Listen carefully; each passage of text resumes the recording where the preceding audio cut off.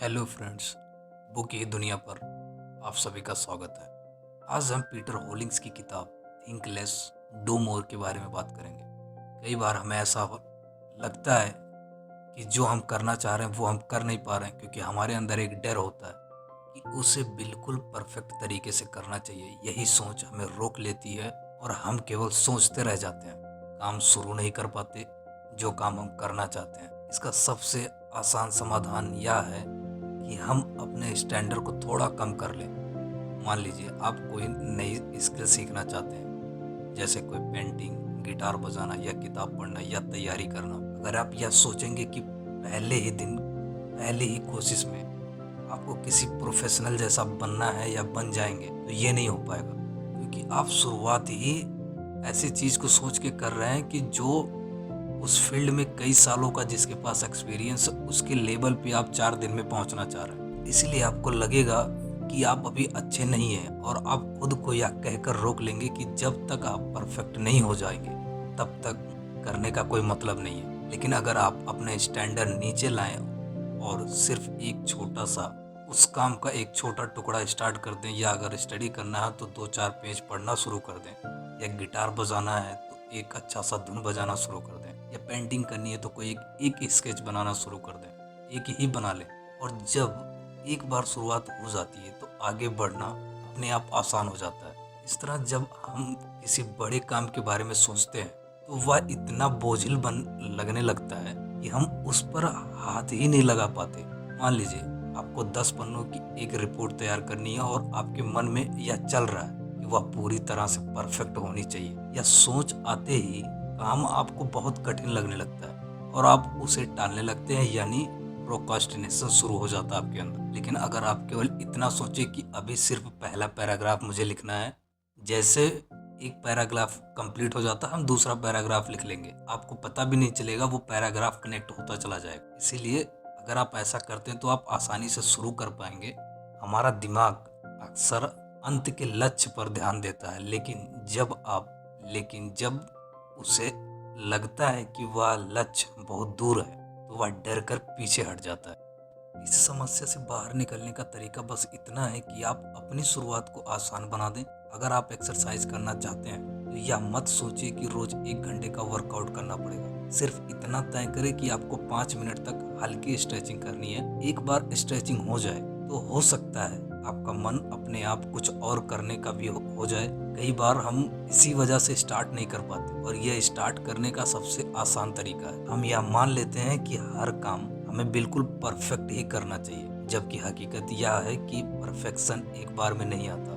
वह लगातार अभ्यास और बार बार कोशिश करने से धीरे धीरे बनता है। शुरुआत हर किसी का कमजोर होता है। जिसने भी स्टार्ट किया होगा ना, जो भी स्टार्ट किया हो, कुछ भी स्टार्ट किया होगा, उसकी शुरुआत ऐसे ही होता है जैसे आज आपके साथ हो रहा। पहली कोशिश आमतौर पर साधारण रहती है और पहला कदम कभी पूरी तरह स्थिर नहीं होता। लेकिन अगर आप यह बात स्वीकार कर लें और खुद को यह छूट दे दें कि शुरुआत में आपका काम औसत हो सकता है, आप इनर्शिया को मात दे सकते। जरा सोचिए, जब कोई बच्चा चलना सीखता है तो क्या वह पहली बार में ही बिना गिरे दौड़ने लगता है? बिल्कुल नहीं। वह बार बार गिरता है, फिर उठता है, दोबारा गिरता है और धीरे धीरे चलना सीखता है। अगर वह यह तय कर ले कि जब तक वह बिना गिरे नहीं चलेगा तब तक कोशिश ही नहीं करेगा, तो वह कभी चलना सीख ही नहीं पाएगा। हमें भी यही सोच अपनाने की जरूरत है। कई बार हमें लगता है कि अगर हम अपने स्टैंडर्ड कम रखेंगे तो हमारा काम बेकार हो जाएगा, लेकिन ऐसा नहीं है। किसी भी काम की शुरुआत सबसे कठिन होती है, और अगर आप उसी हिस्से को आसान बना लें तो आगे का सफर अपने आप सरल हो जाता है। जब आप सीखना शुरू करते हैं तो बाद में उसे धीरे धीरे बेहतर बना सकते हैं। जब आप एक्सरसाइज की शुरुआत करते हैं तो समय के साथ अपनी स्टेमिना भी बढ़ा सकते हैं। जब आप कोई नया बिजनेस शुरू करते हैं तो उसे समय के साथ बेहतर किया जा सकता है। लेकिन अगर आप सिर्फ यही सोचते रहेंगे कि शुरुआत बिल्कुल परफेक्ट होनी चाहिए, तो संभव है आप कभी शुरू ही ना कर पाए। इसीलिए अगली बार जब किसी काम को लेकर आपको बहुत ज्यादा दबाव महसूस हो तो अपने स्टैंडर्ड को थोड़ा कम कर दीजिए। अपने लक्ष्य को छोटा रखिए, काम को छोटे छोटे हिस्सों में बांट दीजिए, और सबसे अहम बात, खुद पर परफेक्ट होने का बोझ मत डालिए। आपको बस शुरुआत करनी है, चाहे वह कितनी ही छोटी क्यों ना हो। एक बार आप चल पड़े तो आप उस फील्ड के परफेक्ट इंसान बन जाएंगे। अक्सर हमें लगता है कि किसी भी काम को शुरू करने से पहले मोटिवेशन जरूरी होता है। जब मन करेगा तभी हम आगे बढ़ पाएंगे, लेकिन हकीकत बिल्कुल उल्टी है। असल में मोटिवेशन एक्शन से पैदा होता है। अगर आप बिना मन बनाए भी बस पहला कदम उठा लें तो धीरे धीरे खुद ही जोश आने लगता है। जब आप किसी काम में लग जाते हैं तो आप उसमें जुड़ते चले जाते हैं और आपका दिमाग अपने आप आगे बढ़ते रहने के लिए उत्साहित करने लगता है। मान लीजिए आपको एक मोटी किताब पढ़नी है लेकिन मन नहीं कर रहा। आप सोचते हैं कि जब पढ़ने का मूड बनेगा तभी शुरू करेंगे, लेकिन अगर आप सिर्फ 2 पन्ने पढ़ें और यह बस कर दें कि सिर्फ 2 पन्ने पढ़ के मुझे किताब बंद कर देनी है, तो आपका दिमाग धीरे धीरे उस प्रक्रिया में जुड़ने लगता है और आपको खुद ही आगे पढ़ने का मन होने लगता है। यही सिद्धांत हर काम पर लागू होता है, चाहे वह एक्सरसाइज हो, पढ़ाई हो, नौकरी से जुड़ा काम हो या कोई नई स्किल सीखना हो। अगर आप बस शुरुआत कर देते हैं तो मोटिवेशन अपने आप आने लगता है। असल में मोटिवेशन एक अस्थायी चीज होती है। आप किसी मोटिवेशनल वीडियो या स्पीच से उत्साहित हो सकते हैं, लेकिन वह उत्साह लंबे समय तक नहीं टिका रहेगा आपके साथ। इसलिए अगर आप सिर्फ मोटिवेशन पर भरोसा करेंगे तो कुछ ही दिनों में फिर उसी जगह पे पहुंच जाएंगे जहां से आपने मोटिवेशन देख के शुरू किया था। लेकिन अगर आप लगातार एक्शन लेने की आदत डाल लें तो बिना किसी मोटिवेशन के भी आप अपने लक्ष्य को हासिल कर सकते हैं। इसका सबसे बड़ा उदाहरण है वर्कआउट। बहुत से लोग सोचते हैं कि पहले उन्हें एक्सरसाइज करने का मूड आए तभी वो जिम जाएंगे, लेकिन अगर वो सिर्फ 5 मिनट के लिए स्ट्रेचिंग से शुरू कर देते हैं तो उनका शरीर और दिमाग धीरे धीरे उस प्रक्रिया में शामिल होने लगता है और फिर खुद ही मन करेगा कि थोड़ी और एक्सरसाइज कर ली जाए। यही सिद्धांत हर काम पर लागू होता है। जब आप किसी भी काम में लग जाते हैं तो आपकी एनर्जी उसी दिशा में शिफ्ट होने लगती है और मोटिवेशन अपने आप पैदा होने लगता है। सोचिए, कभी आपने किसी काम को करने में बहुत आलस महसूस किया होगा, लेकिन जब किसी वजह से आपने वह काम शुरू कर दिया तो बाद में आपको मजा आने लगा। इसका कारण यही है कि एक्शन लेने के बाद आपका दिमाग उसी काम की दिशा में काम करने के लिए खुद को तैयार कर लेता है। अक्सर शुरुआत में किसी काम में बोरिंग या उबाऊ महसूस होती है, लेकिन अगर हम उसे जारी रखते हैं तो वह काम धीरे धीरे रोचक लगने लगता है। यह एक साइकोलॉजिकल फैक्ट है कि जब हम किसी गतिविधि में पूरी तरह शामिल हो जाते हैं तो हमारा दिमाग उसे पूरा करने की दिशा में काम करना शुरू कर देता है। इसका एक और बड़ा फायदा यह है कि जब आप एक्शन लेना शुरू कर देते हैं तो आपके अंदर एक सेल्फ आउट संदेश और अनिश्चितता धीरे धीरे कम होने लगता है। जब आप केवल सोचते रहते हैं कि कोई काम कठिन है तो वह और भी मुश्किल लगने लगता है, लेकिन जब आप उसे करना शुरू कर देते हैं तो आपको एहसास होता है कि वह उतना मुश्किल नहीं था जितना आपने सोचा था। एक और रोचक बात यह है कि एक्शन लेना आपकी सेल्फ इमेज को पूरी तरह से बदल देता है। अगर आप सोचते हैं कि आप आलसी हैं तो आप वैसे ही व्यवहार करेंगे, लेकिन अगर आप सिर्फ 5 मिनट का छोटा सा एक्शन भी ले लेते हैं तो आप अपने बारे में एक नई कहानी बना सकते हैं। मैं ऐसा इंसान हूँ जो बिना मोटिवेशन के भी काम कर सकता हूँ, या सोचते ही आप और ज़्यादा काम करने के लिए तैयार हो जाते हैं। मोटिवेशन के लिए एक्शन क्यों ज़रूरी है, इसे समझने के लिए साइकिल की तरफ देख सकते हैं। जब आप कोई एक्शन लेते हैं तो आपको उसका छोटा सा परिणाम मिलता है। एक छोटा सा रिजल्ट आपके आत्मविश्वास को बढ़ाता है और आपको ज़्यादा करने की प्रेरणा देता है। धीरे धीरे यह मोटिवेशन बढ़ता जाता है और आप अपनी ज़िंदगी में बड़े बदलाव ला सकते हैं। आसान भाषा में कहें तो अगर आप किसी काम को करने का मन बना चुके हो लेकिन फिर भी काम करने का मन नहीं हो रहा, तो कुछ ही देर में आपको उसमें 2-4-10 मिनट के लिए काम करने की रुचि जगानी होगी। और जब आप इसे बार बार करेंगे तो आपको मोटिवेशन का इंतजार करने की ज़रूरत नहीं पड़ेगी।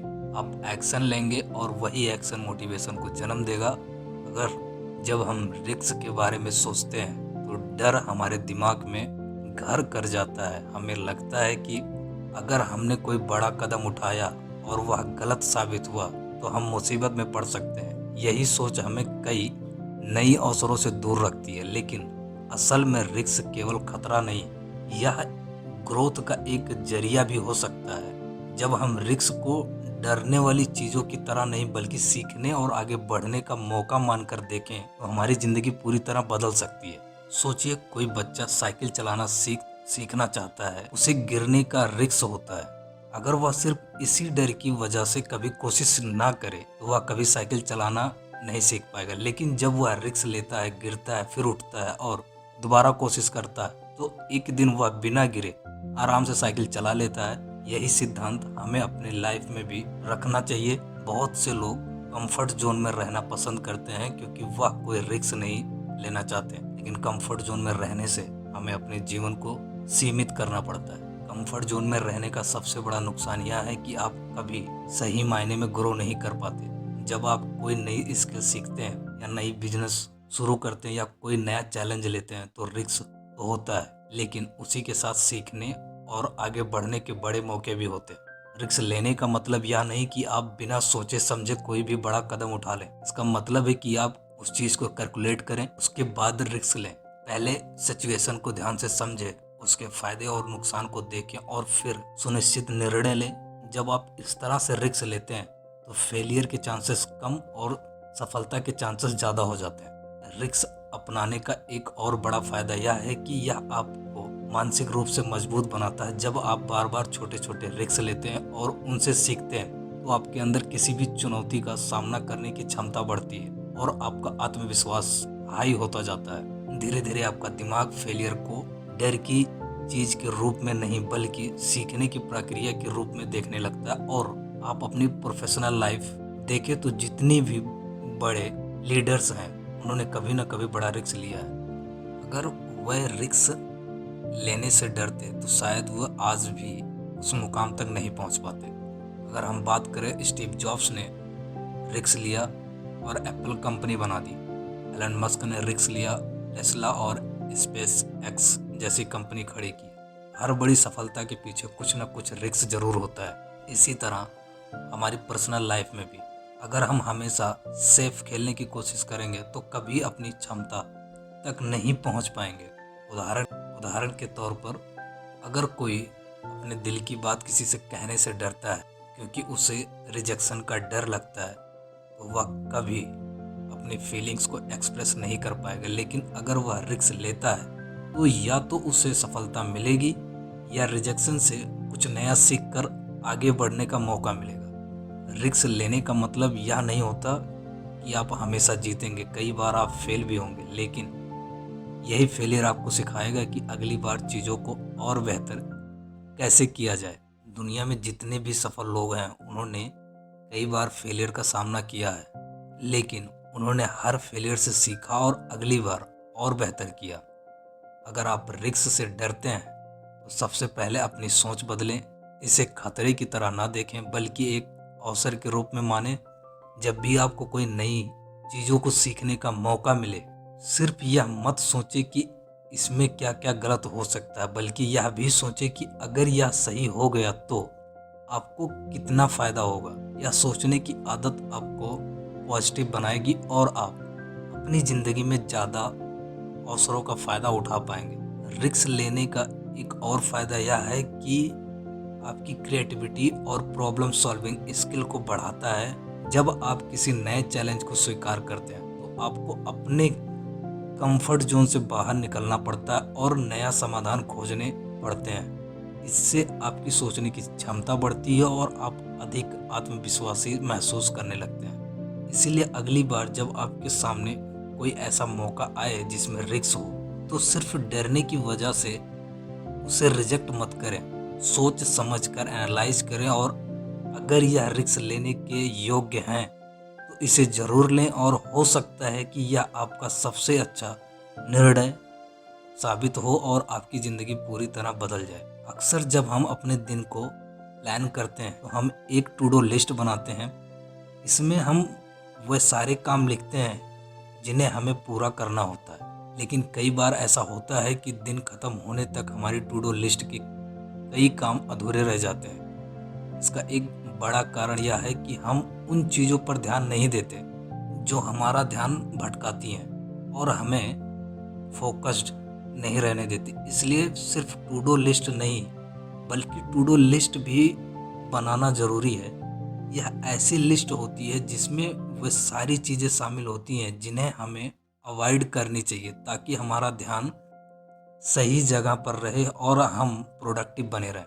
सोचिए, अगर आप सुबह उठते ही फ़ोन पर सोशल मीडिया स्क्रॉल करने लगते हैं तो आपका बहुत सारा समय बेकार चला जाता है। आप सोचते हैं कि बस 5 मिनट देखेंगे, लेकिन जब दोबारा घड़ी देखते हैं तो 30 से 40 मिनट निकल चुका होता है। इसी तरह अगर आप दिन भर में बार बार ईमेल चेक करते हैं या हर छोटी चीज़ पर तुरंत रिएक्ट करते हैं तो आपकी एनर्जी ख़त्म हो जाती है। टू डू लिस्ट ऐसी आदतों को पहचानने और उनसे बचने में मदद करती है जो आपके समय और प्रोडक्टिविटी को बर्बाद करती है। इस लिस्ट को बनाने के लिए सबसे पहले यह देखती है कि दिन भर में कौन कौन सी एक्टिविटी आपका ध्यान भटकाती हैं।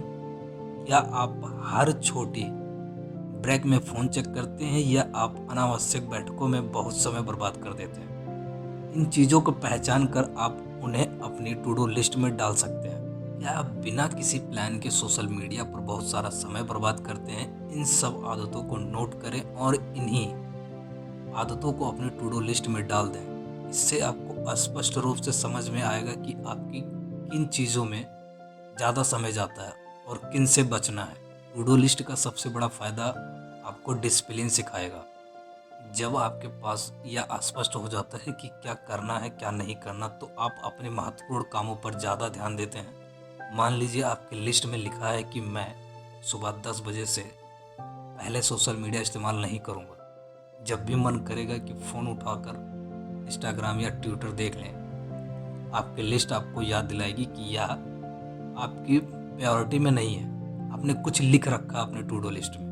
धीरे धीरे ये सब आपकी आदत बन जाएगी। आपको टू डू लिस्ट में लिखी हुई चीज़ें याद रहने लगेंगी। फिर आपकी यही चीज़ें आपकी प्रोडक्टिविटी को बढ़ाने में बहुत हेल्प करेंगी। कुछ टाइम के बाद आपको समय भी मिलने लगेगा और जो भी प्रोडक्टिविटी है आपकी, उसमें आप ग्रो करने लगेंगे।